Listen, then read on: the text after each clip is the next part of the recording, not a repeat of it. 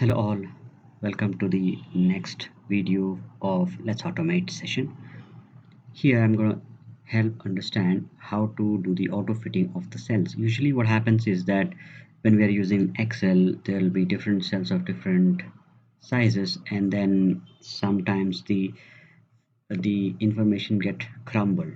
So in order to avoid that, we may have to auto fit the cells. So how we go about it is that we go to file in the Excel, and then we go to options. In that, we go to customize ribbon. Here we have developer option. We tick this checkbox and then click on OK. Now that I've done that, I've got this developer option. Now I've added a small code which I'll show you. Basically just this. The first line and the third line will automatically be present. Here we have to add the second line, which is cells dot entire column dot auto fit, which will help in auto fitting. So now what happens is that whenever I'm going to type anything is that